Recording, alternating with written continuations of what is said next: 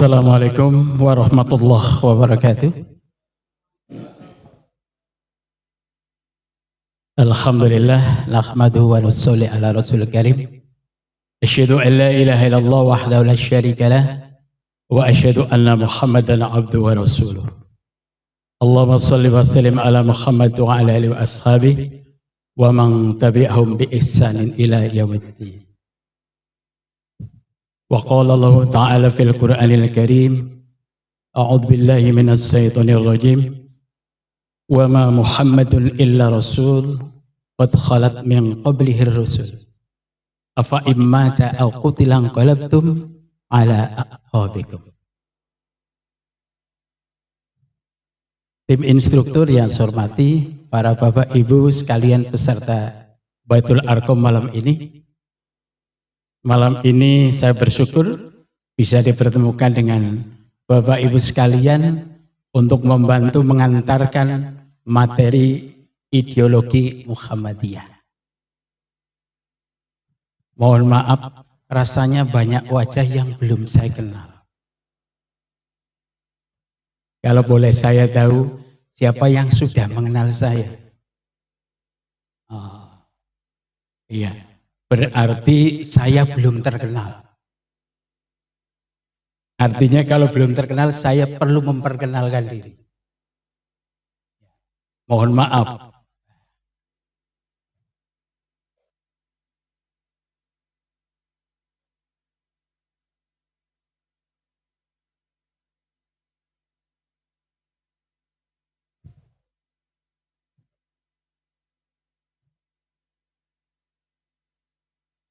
Ya, mungkin Pak Kambali, rekan saya, mungkin sudah sering melihat ini.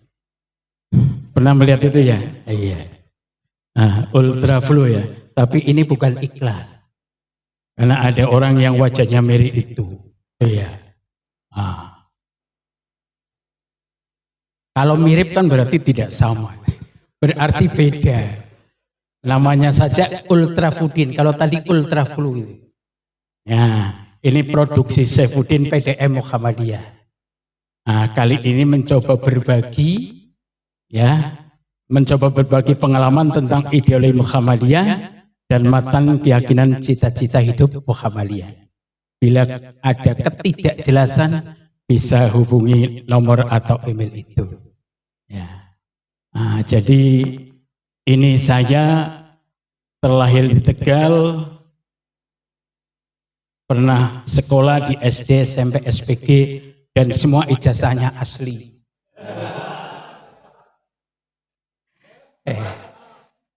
Saya mengenal Muhammadiyah gara-gara saya jadi mahasiswa IKIP Muhammadiyah. Seandainya saya tidak masuk sekolah IKIP Muhammadiyah, mungkin saya masih tetap seperti pendahulunya. Jadi itu riwayat pendidikan saya. Saya tinggal di rumah singgah Jalan Cemara 38 Tanjung, belakang Puskesmas Tanjung. Saya SMP 1 Tanjung menjadi guru dan tidak pernah jadi kepala sekolah. Ada kesempatan jadi pengawas, saya masuk di sini, kemudian sudah pensiun 2022. Ya, jadi kalau sudah pensiun berarti saya termasuk manula. Ya. Cuma kalau dari jenggot itu masih panjang jenggotnya Pak Kambali. Jadi Pak Kambali biasanya lebih tua dari saya. Dari ukuran jenggotnya. Saya sempat menulis buku-buku karena sebagai guru Bapak dan Ibu, ini jumlah buku yang pernah saya tulis ada di Balai Pustaka, ada di Sarana Surya Angkasa, ada di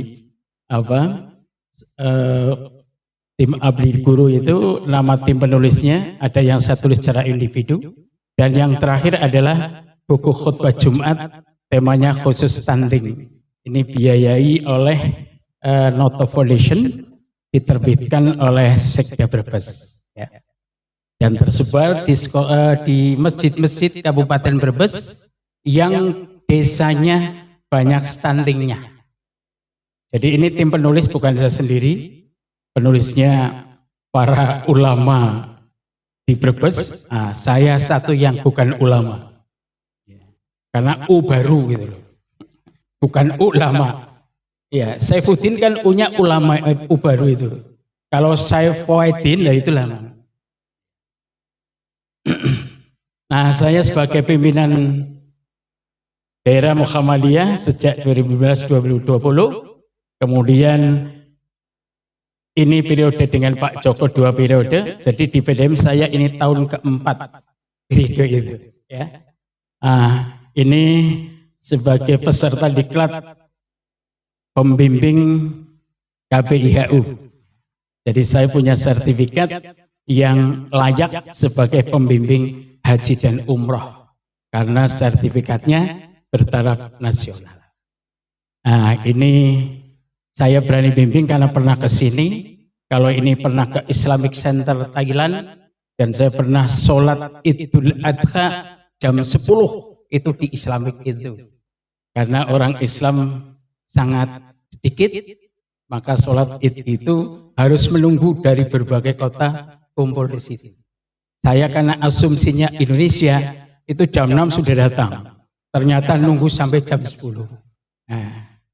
Jadi sama dengan perbedaan kita dengan muslim lain itu salah satunya misalnya azan. Di Turki azan dan qomat teksnya sama dan tidak ada qomatis sholat. Ya, itu ketika saya sholat Jumat di Masjid Ayah Sofa, masjid yang dibeli dari gereja menjadi masjid. Itu ternyata azan dan qomatnya sama. Jadi kalau di Indonesia ada azan dan qomat menjadi perdebatan, wah luar negeri juga seperti itu ada. Itu kira-kira sekilas info. Bapak Ibu sejak pagi sudah duduk lama ya? Silakan Bapak dan Ibu berdiri semuanya. Biar tidak lama duduk. Ya, kemudian silakan menghadap ke utara. Menghadap ke utara. Iya. Putus saja enggak Bapak, ini enggak tengahnya enggak usah diisi. Ibu-ibu bisa membentuk 2-3 baris lurus. Iya. Silakan. Ini tinggal sedikit gabung sini aja Pak. Pak gabung sini aja Pak. Monggo. Iya. Sini Pak, gabung saja. Jadi satu baris. Ya silakan merapat Bapak Ibu, pegang pundak teman di depannya. Iya. Silakan pijit-pijit yang bagus. Iya, pijit-pijit pundaknya. Iya, silakan. Iya. Cukup dari lehernya saja. Iya, dan pundak kanan kiri. Iya. Nah, kemudian selanjutnya kalau saya katakan gerimis, maka pukul-pukul pakai ujung jari. Termasuk turun ke bawah. Iya. Iya, gerimis silakan. Iya, pakai ujung jari ya. Yang merata biar nyaman. Iya. Kalau sudah gerimis, ya ada geledek maka pukul-pukul pakai punggung tangan. Iya. Yang merata sampai ke bawah. Iya, yang merata sampai ke bawah. Iya, terus sampai ke bawah. Iya. Sekarang sambil tangan mengepal, silakan pukul-pukul punggung temannya itu.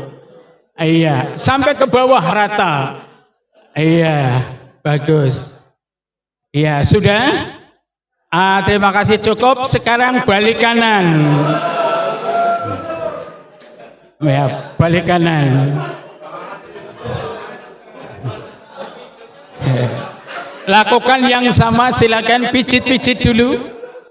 Pijit-pijit yang nyaman, yang ikhlas. Ya. Silakan, kan gantian ya tadi ya. Iya. Sekarang pukul-pukul gerimis. Pukul-pukul gerimis.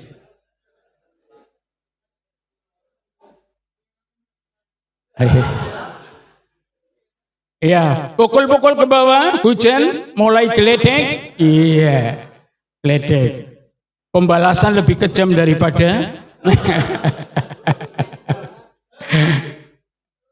Iya.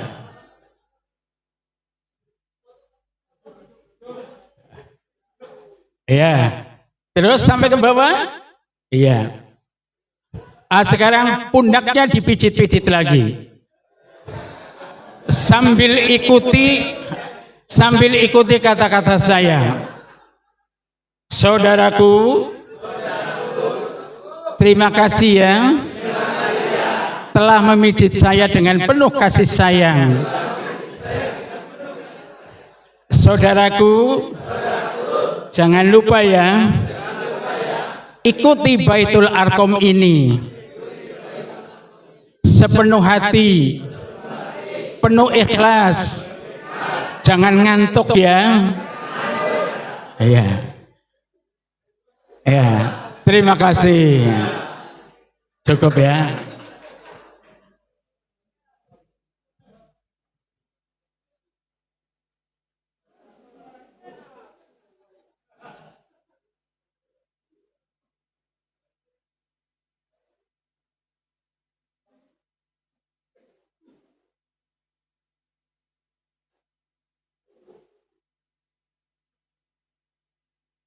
Boleh sambil Bapak Ibu ngambil air ya. Yang bicara biarlah bicara ya. Bapak Ibu sambil mendengarkan, sambil minum dan menikmati yang ada.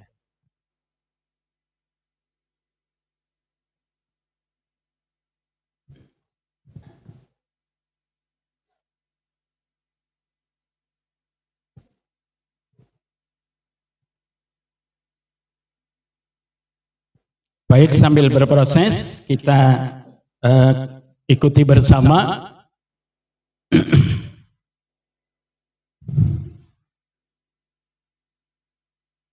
Ya, jadi ideologi Muhammadiyah dibentuk tidak sekonyong-konyong begitu saja, tetapi ada hal yang melatar belakang. Ya, kalau dalam karya ilmiah itu biasanya disebut rasional. Ya, atau latar belakang wujudnya atau terbentuknya ideologi Muhammadiyah. Jadi yang pertama adalah lunturnya semangat solidaritas antar warga persyarikatan. Jadi bermuhammadiyah berkembang jalan tetapi tidak solid, ya, tidak menyatu antar warga Muhammadiyah. Kayaknya tadi Pak Joko juga sudah menyinggung karena wadah silaturahmi kita terbatas. Kalau saudara kita yang lain sering ketemu di berbagai acara. Kita sebenarnya kalau menguatkan berjamaah juga sebenarnya sering ketemu. Ya. Tetapi kalau masjidnya sepi karena warga Muhammadiyah enggan berjamaah di masjid, maka kemudian ini juga kerekatan hubungan antar warga Muhammadiyah tidak atau kurang solid. Ya. Sehingga muncullah sebuah gagasan bagaimana rumusan ideologi ini dikembangkan. Yang kedua, Muhammadiyah hanya menjadi batu loncatan dalam berkarir politik maupun profesi. Jadi ada yang belum populer, ya, masih biasa-biasa saja, ya, dia beraktivitas di Muhammadiyah. Tetapi begitu sudah dikenal, dia meninggalkan Muhammadiyah. Bisa jadi ia menjadi guru, bisa jadi ia menjadi kepala sekolah di sekolah Muhammadiyah, ya. Tetapi begitu kalau kepala sekolah begitu tidak jadi kepala sekolah, kemudian lepas dari sekolah itu. Ya, ini bisa jadi begitu. Termasuk berkarir politik setelah dia dikenal di Muhammadiyah. Ya, kalau para artis itu ya berpolitik karena terkenal jadi artis. Nah, Bisa jadi ada yang dikenal lewat Muhammadiyah, kemudian berpolitik. Sehingga faktor inilah dipandang perlu ideologi itu dipertegas. Kemudian adanya yayasan milik individu atau beberapa tokoh Muhammadiyah di dalam tubuh persyarikatan. Ada lembaga yang namanya memang bukan Muhammadiyah, tapi masyarakat mengklaim itu Muhammadiyah kok. Pengurusnya itu orang-orang Muhammadiyah. Tadi dulu ada tetangga yang sebenarnya dia pengurus Muhammadiyah, kemudian menyekolahkan putranya di salah satu sekolah di Surakarta, pondok pesantren modern. Ya, eteng-etengan, itu sekolah Muhammadiyah. Ya katanya Darussalam. Assalam ya Pak ya. Itu Muhammadiyah. Itu yang ngajar itu orang-orang Muhammadiyah, alumni Gontor. Ya, tapi mereknya kan bukan Muhammadiyah. Berarti orang-orang Muhammadiyah atau lainnya ada di situ hanya mengambil peran, bukan berjuang di dalam Muhammadiyah. Ini bisa terjadi. Ya. Kadang kalau tadi yayasan milik individu, kemudian karena dikenal sebagai orang Muhammadiyah, seakan-akan itu Muhammadiyah. Kita juga pernah punya pengalaman di KBIHU, ya, yang sebenarnya lahir dari Muhammadiyah, berkembang kemudian seakan-akan menjadi milik sendiri, ya, diintervensi Muhammadiyah susah, akhirnya ya sudah mau Muhammadiyah atau pribadi. Maka lahirlah KBIHU Arafah yang benar-benar milik Muhammadiyah. Mungkin Bapak Ibu mendengar bagaimana di Banyumas itu ada sekolah yang dibesarkan oleh Muhammadiyah. Tapi di tengah perjalanan setelah besar ingin lepas dari Muhammadiyah. Disilakan, dibiarkan. Ya, kemudian Muhammadiyah memberikan edaran bahwa sekolah itu bukan lagi menjadi sekolah Muhammadiyah. Tidak lama kemudian muridnya berkurang dan nyaris tutup. Kita memang perlu konsisten. Ya, sekali Muhammadiyah, iya Muhammadiyah. Itulah sebabnya menjadi pengalaman besar karena ya bukan hanya di level daerah, di level pusat pun pernah terjadi. Mengapa wakaf menjadi diintensifkan? Ya, karena dulu-dulu kalau orang wakaf cukup ngomong, wakaf. Ya, tidak sempat diselesaikan. Dan pada masanya di sebuah kota Jakarta yang besar itu harga tanah 1 meter sudah jutaan. Sertifikat itu ditemukan oleh ahli warisnya. Ini milik nenek kita, kakek kita.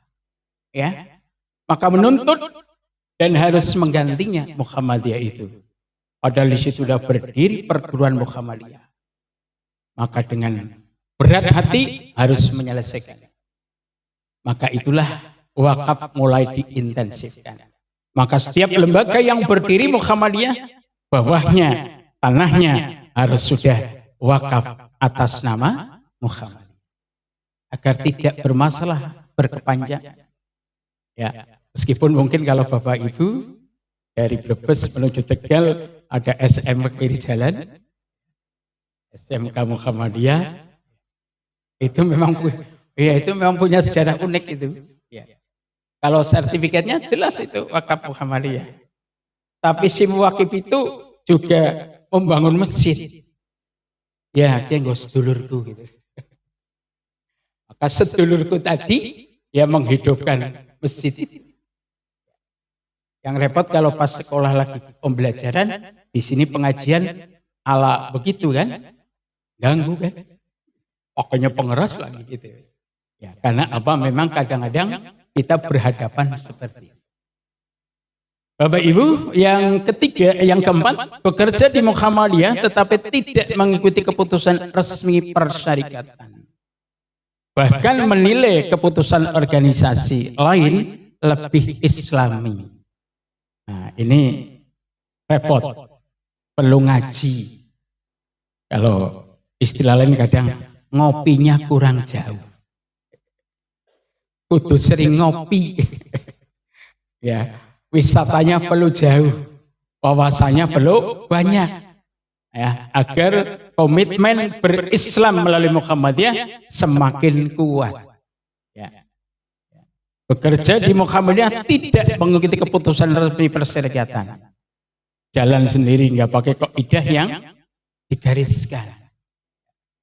Bahkan ada juga kadang-kadang ulama dalam tanda kutip Muhammadiyah, ya, kalau lebaran beda malah senang karena bisa khutbah 2 kali. Oh, jenengan sih ngomong lo ya. Nah, itu berarti komitmennya ya, baru tingkat komat kamit gitu, Pak. Ya, tingkat komat kamit baru ngomong. Ini yang repot. Ya. Kalau kita sudah komitmen Muhammadiyah lebaran tanggal sekian, ya sudah. Semuanya memang 1 Syawal. Maka kan pernah satu Syawal itu bisa beda-beda 4 macam itu kan. Ada yang hari Kamis, ada yang Jumat, ada yang Sabtu. Ya. Ya. Untung pakainya tanggal kalender Hijriah. Tanggal 1 Syawal. Coba kalau pakai tanggal nasional. Kan gajiannya ping 4. Tanggal siji ini ping 4. Nah, jadi itulah latar belakangnya. Kemudian ideologi itu sebenarnya apa? Ya, kalau menurut filsuf Prancis Descartes de Tracy mengatakan bahwa ideologi bisa dikatakan sebagai seperangkat ide yang merupakan landasan bagi suatu tindakan sosial atau politik. Ya, itu salah satu konsep menurut filsuf Prancis. Ya. Seperangkat ide yang merupakan landasan bagi suatu tindakan sosial atau politik. Ini disebut ideologi. Kemudian yang kalau kita lihat Kamus Besar Bahasa Indonesia, ternyata pengertian ideologi ada 3 macam. Yang pertama, konsep bersistem yang dijadikan asas pendapat yang memberikan arah dan tujuan untuk kelangsungan hidup. Itu juga namanya ideologi. Bisa jadi cara berpikir seorang atau suatu golongan itu juga disebut ideologi. Maka sering kan kalau di kampung ada orang beda, ya, kalau ngomongnya dia sih ideologinya beda, masih lumayan. Tapi ketika awal saya kuliah di Muhammadiyah, pulang tangga saya komentarnya, kan saiki sekolahnya neng Hamdiah. Gitu ya. Itu luar biasa bahasanya. Gitu ya. Jadi kalimatnya begitu. Ya. Kemudian yang ketiga, bisa diartikan paham, teori, dan tujuan yang terpadu merupakan satu kesatuan program sosial politik. Jadi silakan sisi mana yang akan diambil, bahwa itu mengarah pada satu konsep yang disebut ideologi. Nah, nanti kita akan sampai pada pendapat yang lain. Misalnya Dr. Ali Syariati yang disebut ideologi adalah tentang keyakinan, cita-cita yang dianut oleh kelompok tertentu, oleh kelas sosial tertentu, bangsa dan ras tertentu, itu juga disebut ideologi. Ya, termasuk ideologi dapat diartikan sistem paham mengenai dunia yang mengandung teori perjuangan dianut kuat oleh para pengikutnya menuju cita-cita. Ya, itu juga disebut ideologi. Jadi sangat lentur, luas, kita mau pilih yang mana. Nah, ada ciri khususnya, karakteristiknya. Ideologi itu yang seperti apa? Yang pertama, ideologi itu menawarkan cara pandang dalam memahami kondisi yang ada. Jadi kalau nanti Muhammadiyah juga menawarkan, ini loh alternatif ideologi Muhammadiyah. Ya, itu karena ada ciri khususnya. Jadi memang karakteristiknya adalah menawarkan. Yang kedua, menyediakan model bagi kondisi masa depan yang diharapkan. Apa sih tujuan kita berideologi Muhammadiyah? Karena ada cita-cita yang akan dicapai. Ya, sampai tadi Pak Joko kan mengatakan mengantarkan sampai pintu gerbang Jannatul Naim. Ya, Itu berarti ada cita-cita yang diharapkan. Memberikan tawaran tentang bagaimana melakukan perubahan. Tidak jumut, tidak gitu-gitu aja, maka ini ada solusi memecahkan. Jadi kalau dulu sekolah itu harus dengan alat yang terbatas. Kemudian dirintis bagaimana sekolah itu menggunakan media yang memadai. Maka temuan itulah adalah cara-cara yang dianggap perubahan. Maka umumnya kalau diajak untuk modernisasi ke arah modern, biasanya gampang mengikuti. Tapi kalau diajak untuk purifikasi, pemurnian, biasanya enggan. Ya, termasuk ketika kita bersedekah dengan tetangga kita, siapapun Muhammadiyah non Muhammadiyah, pembenci atau setia Muhammadiyah, ya bagi zakat, bagi korban, bagi sedekah, ya diterima. Tapi kalau diajak di masjid Muhammadiyah, belum tentu. Ya, di samping rumah saya itu ada masjid. 2 gang, ya, 1 RT itu orang Muhammadiyahnya itu hanya 3 rumah. Saya, besan saya, dan 1 pengurus lama Muhammad. Kalau sholat jamaah, ya terbatas sekali. 3-5 orang itu aja. Zuhur, asar, maghrib, isya, subuh. Nah, kita kemudian mencoba bagaimana agar anak-anak juga tertarik sholat di masjid. Karena tantangannya tidak mudah. Kalau sholat Jumat, alhamdulillah sudah ada 4-5 shop di atas 50. Tapi kalau sholat fardu, orang-orang tua itu sama sekali nggak akan sholat di situ. Tapi anak mudanya banyak yang sholat Jumatan di masjid. Apa komentar sesepuh di sekitar itu yang dianggap dalam tanda kutip dikiaikan? Saya agak kaget ketika mendengar jangan sholat di masjid itu. Madhabe beda. Sholatnya ora sah. Luar biasa kan? Iya. Ya, itu seperti itu. Ya. Maka saya anak-anak itu, anak-anak kecil ya, saya ajak untuk berjamaah, mereka mau datang. Saya pakai strategi, silakan yang datang sholat tanda tangan. Nanti kalau sudah sekian, Ramadan dapat baju baru. Ya, dapat, pada datang. Ya, tapi begitu program itu berhenti, orang pada teka. Iya, ya. Lah ini sedang saya siasati lagi. Ya, dengan bahasa lain. Ya, nanti biar datang lagi, paling tidak nanti sampai bulan Januari bisa ngisi absen penuh, bisa rekreasi gratis. Itu nanti pada datang lagi. Ya kadang-kadang begitu. Ya. Jadi kalau tidak kena orang tuanya, ya mudah-mudahan anaknya.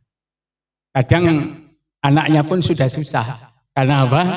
Digesek dengan hal-hal lain. Itu tantangan dakwah kita. Mungkin juga hampir sama yang dilakukan, yang dialami oleh Bapak dan Ibu. Nah, ideologi Muhammad itu apa? Prinsip pedoman perjuangan dakwah yang ada dalam rumusan. Yang pertama ada di Muqaddimah Anggaran Dasar Muhammadiyah. Yang kedua ada di MKCH, Matan Cita-cita, keyakinan dan cita-cita Muhammadiyah. Dan yang ketiga ada di pedoman hidup Islami warga Muhammadiyah. Dan yang keempat adalah kepribadian Muhammadiyah. Kira-kira 4 ini pernah lihat bukunya? Paling tidak nomor 3 harus punya semuanya. Bukunya kecil dan terbit awal itu tanpa dukungan Quran dan hadisnya. Setelah edisi revisi lengkap sekali. Jadi bagaimana menjadi warga Muhammadiyah berpolitik, berkeluarga, bermasyarakat, dan seterusnya, dan didukung oleh hadis dan Al-Quran. Maka kalau ini jadi materi kultum di program dalam Ramadan, bagus sekali. Ya. Bukunya tidak terlalu tebal, ini bisa dibaca, ya, kemudian dipedomani. Para pengurus mudah-mudahan punya yang pertama, ya, anggaran dasar dan anggaran rumah tangga Muhammadiyah. Otomatis di dalamnya ada mukadimahnya. Itulah ideologi Muhammadiyah, ya, terimplementasi ada di situ. Muncul dalam gagasan-gagasan yang tersebar di situ. Nah, ideologi gerakan Muhammadiyah itu sesungguhnya apa?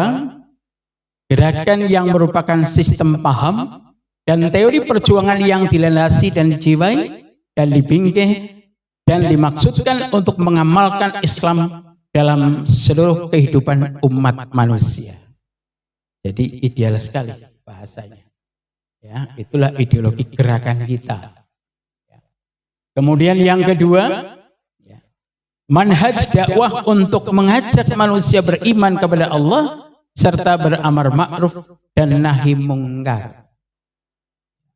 Jadi kalau pembukaan UUD 45 saja, ya, terinspirasi dari pemahaman ayat-ayat Al-Quran, apalagi anggaran dasar Muhammadiyah yang digagas memang oleh pemikir-pemikir Muslim di kalangan Muhammadiyah.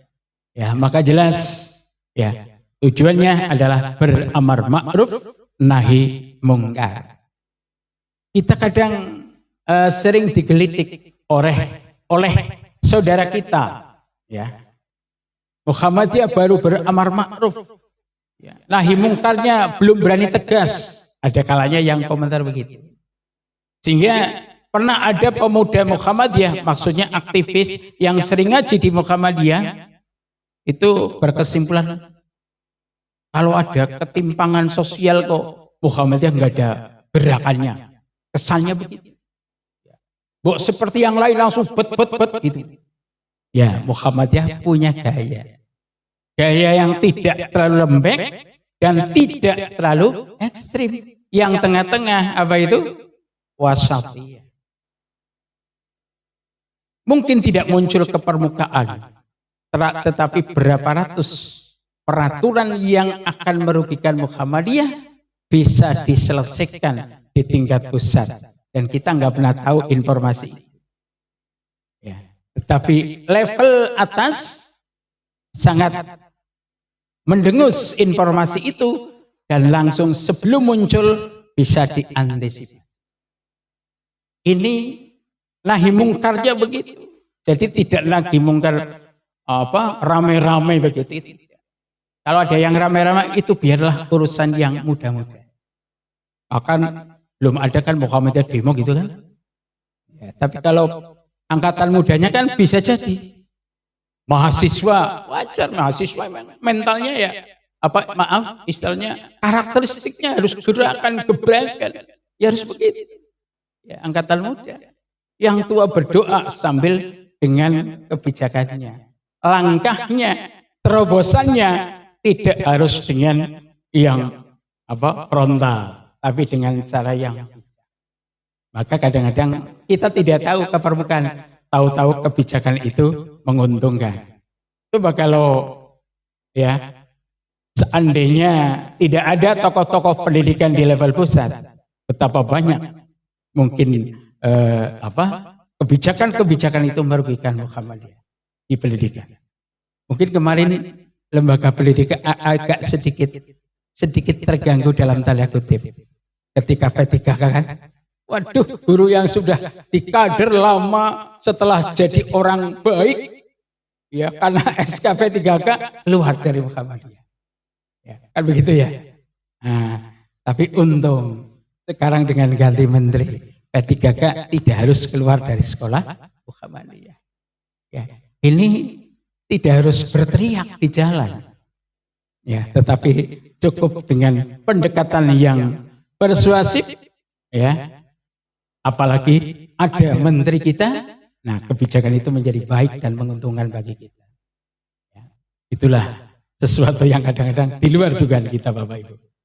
Kemudian selanjutnya, ya, sistem dan teori perjuangan Islam untuk tajdid terbuka pada kritik dan memiliki agenda perubahan ke arah kemajuan dan perbaikan. Jadi Muhammadiyah terbuka dengan kritik. Asal kritiknya yang mendasar. Kritiknya bisa diterima. Sehingga kalau Bapak Ibu membaca HPT jilid 1, ya, sholat jenazah, setelah takbir pertama bacanya apa? Al-Fatihah dan sholawat. Ya. Takbir pertama itu Al-Fatihah dan sholawat. Itu HPT jilid 1.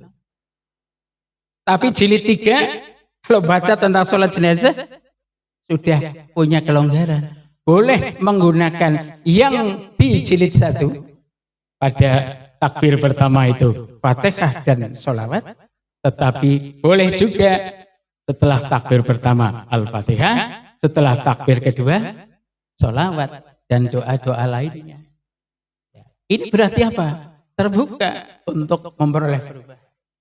Coba suatu saat juga membaca bagaimana kalau jamaah jadi perempuan jadi imam terhadap perempuan yang lain. Ya, nanti akan membaca. Ada yang sebaris dengan jamaahnya, ada yang maju sedikit dari jamaahnya di tengah-tengah. Nah, ini kita kadang perlu membaca. Ya, agar apa? Bijak ketika ada orang berbeda pendapat. Padahal kita kan sudah biasa beda pendapatan ya. Ya, makanya jangan takut kalau beda pendapat. Kemudian yang keempat, ideologi gerakan Muhammadiyah memiliki kerangka pemikiran dalam mukadimah anggaran dasar Muhammadiyah. Jadi kerangka pemikirannya ada di situ, termasuk di MKCH, dari Khittah Muhammadiyah, pedoman hidup Islami warga Muhammadiyah, ya, dan masalah 5 dan pemikiran formal lainnya. Ya, masalah 5 itu ada di daftar isi HPT jilid 1. Itu ada penjelasan masalah 5. Nah, itu silakan nanti baca-baca. Maka saya yakin kalau ibu-ibu juga nanti sudah terbiasa membaca HPT, ya. Maka kalau tilik bayi sudah doanya doa khusus itu. Bapak-bapak yang jadi suami, begitu anaknya lahir, doanya sudah tahu. Mengapa tidak adzan? Kalau begitu apa doanya? Nah, ini harus paham tentunya. Ya. Jadi ada yang u'idzuka bi kalimatit tamah, ya. Ada yang a'udzubika. Nah, itu silakan. Ya, ini para bapak yang punya rencana anaknya 4 juga harus hafal 4 kali. Ya, jadi harus tahu solusi gitu kan. Ya, misalnya begitu. Kemudian ideologi gerakan tadi, ya, masa 5 pemikiran-pemikiran formal lainnya, maka kita ikuti pada perkembangan HPT yang jilid 3 yang tebal luar biasa. Ketika saya tanya ke orang PBM, ini ada jilid 1 dan jilid 3. Jilid 2-nya mana? Sedang dalam proses. Jadi lahirnya menyusul. Ya, lahirnya menyusul. Nah, setidaknya kita membaca progres majelis tarjih itu dari tanya jawab Muhammadiyah. Ya, sekarang sudah jilid berapa? 9 ya. 1 sampai 9. Lumayan, Pak. Baru -1. Merupakan teori dan strategi perjuangan untuk mewujudkan masyarakat Islam yang sebenar-benarnya. Kalau begitu berarti diduga oleh Muhammadiyah ada yang tidak benar. Ya. Maka ketika teman saya, kok kamu sekarang jadi Muhammadiyah? Tersesat kamu. Ya, saya jawab dengan bergurau. Ya, saya tersesat ke jalan yang lebih benar. Jadi sambil senyum saja. Relax gitu ya. Jadi kadang-kadang ya kita memang hidup punya pilihan. Ya, ketika kita mati berhadapan tidak dengan yang lain kan, tanggung jawab siapa? Pribadi. Ya, tanggung jawab nafsi. Maka pilihan dalam berislam mau versi mana yang akan kita pilih? Ya itu juga pilihan hidup.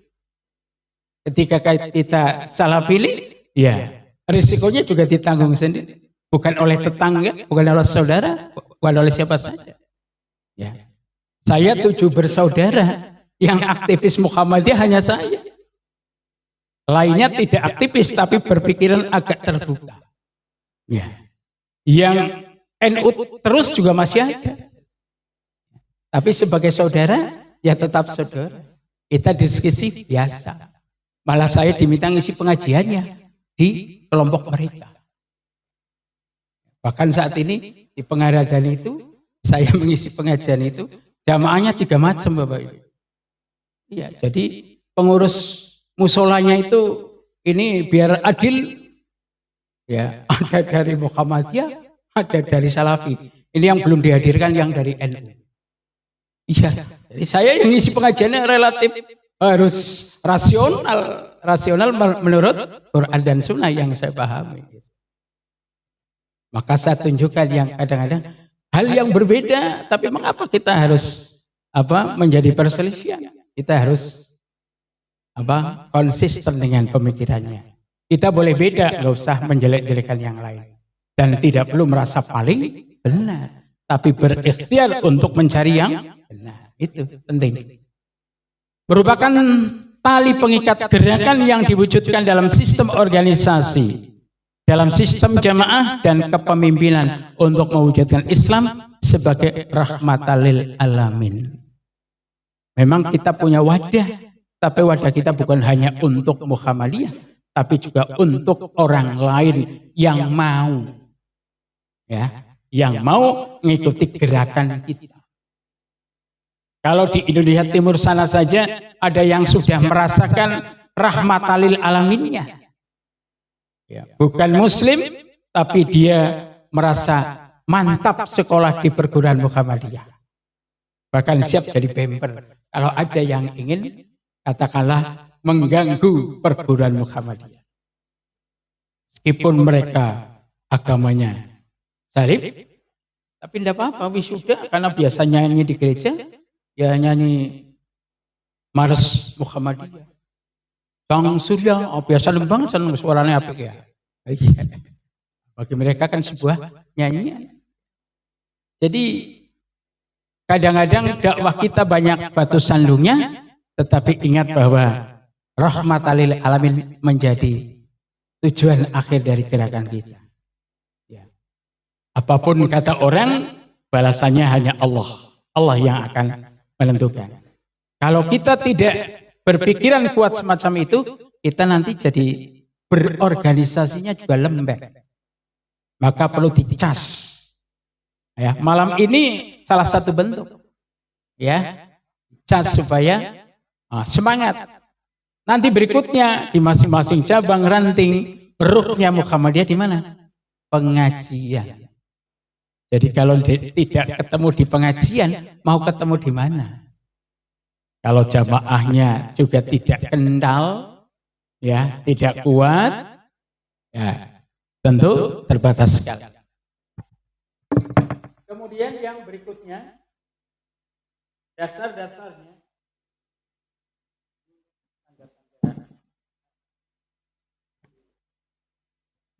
Muhammadiyah dalam memahami Islam berdasarkan Al-Quran dan As-Sunnah. Saya yakin Pak Munawir sudah mempertajam. Ya. Kemudian tidak terikat dengan aliran teologis, madhab fikih, dan thariqat sufiyah apapun. Namun Muhammadiyah sama sekali tidak anti madhab. Muhammadiyah mementingkan dalil dibanding pendapat para imam madhab. Ya. Jadi dari pendapat siapa yang kuat ya dipakai. Maka tidak hanya satu madhab, tidak. Ya. Di masjid yang tadi samping rumah saya itu komentarnya macam-macam itu. Sholat Jumat jumlah jamaahnya nggak sampai 40, nggak sah. Awal-awal gitu. Tapi kalau ditunjukkan hadis ketika Rasul sedang sholat, jamaahnya pada bubar gara-gara kafilah dagang datang, pada metu melaju lagi sholat itu. Rasul sedang khutbah. Sampai hanya tinggal 12 orang. Jalan terus. Itu artinya apa? 12 pun tidak masalah dalam ini. Ya. 40 itu kan satu kebetulan ketika sholat jamaahnya jumlahnya 40. Tapi itu jadikan persyaratan. Ya, kalau baca di Imam Syafi'i kitabnya ya akan bunyinya begitu. Di nama kitabnya itu ya misalnya. Lumayan panjang Pak ya. Kemudian paham agama dalam Muhammadiyah bersifat independen, komprehensif dan integratif. Ya, kita bebas ya tidak terkait dengan tadi satu pandangan tertentu, komprehensif itu menyeluruh dan integratif satu sama lain saling melengkapi. Maka dalam menafsirkan ayat juga dengan 3 sudut pandang. Ya, tidak hanya satu saja. Kemudian yang berikut adalah tajdid. Muhammadiyah gerakan pembaharuan. Tadi di awal saya singgung, ketika bicara modernisasi, itu banyak yang sepakat. Tapi ketika bicara purifikasi, penyucian, pembersihan, ajaran agama agar bersih, tidak semuanya sepakat. Ya, tidak semuanya mudah sepakat. Kalau pemali, mengapa airnya sampai di Brebes itu warnanya keruh? Ya. Dari hulunya sana jernih, tapi di sepanjang perjalanan ada yang buka banyu comberan, ada yang buang sampah di jalan, di sungai, ada yang macam-macam, sehingga sampai di ujung sana airnya jelek. Ajaran Islam juga begitu. Tadinya jamur, tapi di sepanjang perjalanan banyak yang membuhui.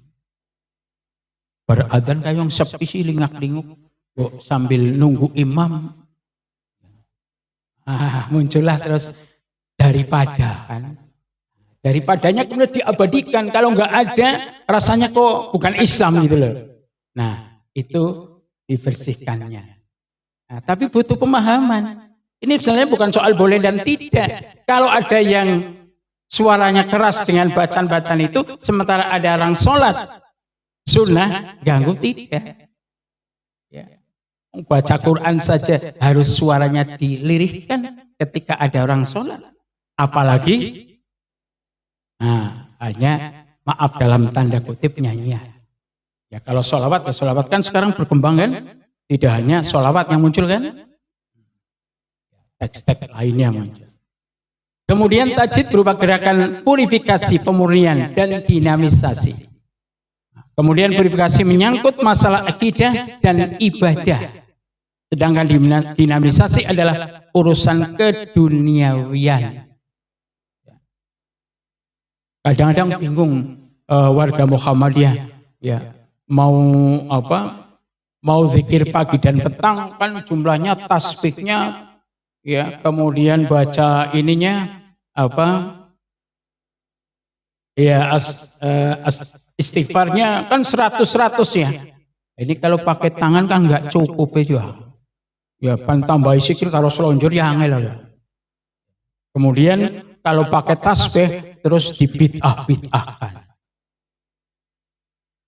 Untung majelis tarjih wilayah sudah memunculkan pemikiran bahwa menggunakan biji tasbih tidak masalah, itu sebagai media. Bukan berarti menjadi hukum. Maka tidak masalah karena itu hanya sebagai media. Bukan berarti terus dihubungkan. Rasul dulu nggak pakai. Ada kerikil gua tidak digunakan. Ya, mana yang bid'ah, wilayah mana yang dibid'ahkan? Ya, kalau itu syariat, tauhid bisa jadi. Nah ini di luar itu, ya. Nanti kalau semuanya serba apa yang dilakukan Nabi padahal itu bukan unsur tauhid dan syariat, nanti repot kita. Ya. Makan pakainya jari 3. Iya kan?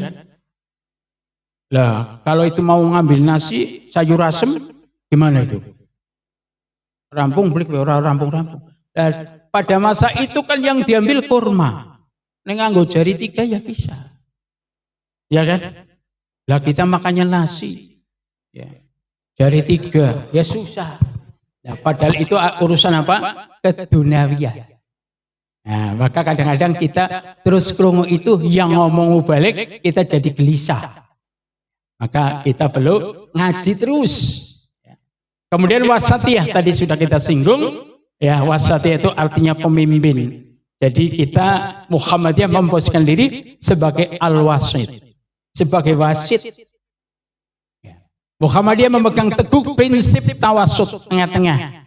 Tetapi juga perlu tawazun seimbang. Ya, kita perlu dunia tapi akhirat tidak dilupakan. Jangan sampai kita kejar dunia lupa bahwa kita akhirat sedang mengejarnya. Ya, kemudian ta'adul, adil. Ya, adil tidak hanya terhadap orang lain, termasuk terhadap dirinya sendiri. Ya, kadang kita waktunya makan, tidak makan, yaitu namanya tidak adil terhadap diri kita. Karena butuh apa dalam tubuh kita juga perlu. Kemudian high politik, Muhammadiyah menjaga kedekatan yang sama dengan semua partai politik. Bukan dan tidak berafiliasi kepada salah satu partai manapun. Ya.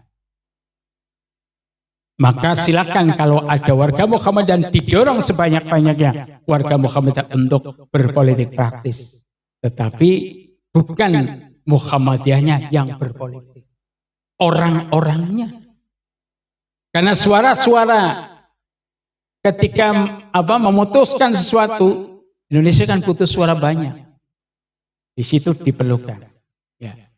Dan tidak sedikit, kadang-kadang ketika menentukan unsur tertentu, orang Muhammadiyah di level tertentu, kadang ada pendukung dari partai politik yang tidak harus satu partai, tapi beberapa partai. Karena ada orang Muhammadiyah yang tidak hanya di satu partai. Maka didorong terus. Muhammadiyah menganut politik etis atau high politik atau politik kebangsaan. Jadi politiknya politik kebangsaan. Kemudian gerakan budaya bertujuan mewujudkan masyarakat Islam yang sebenar-benarnya, tidak bertujuan mendirikan negara syariah atau khilafah Islamiyah. Ya, ada organisasi saudara kita yang kadang-kadang kalau tidak khilafah, ya tidak. Ada yang harus begitu. Muhammadiyah sudah cukup ahdi wa syahadah. Jadi sebagai kesepakatan, ya negara kesepakatan, ya sudah disepakati tidak berdeka itu, bukan sebagai negara Islam.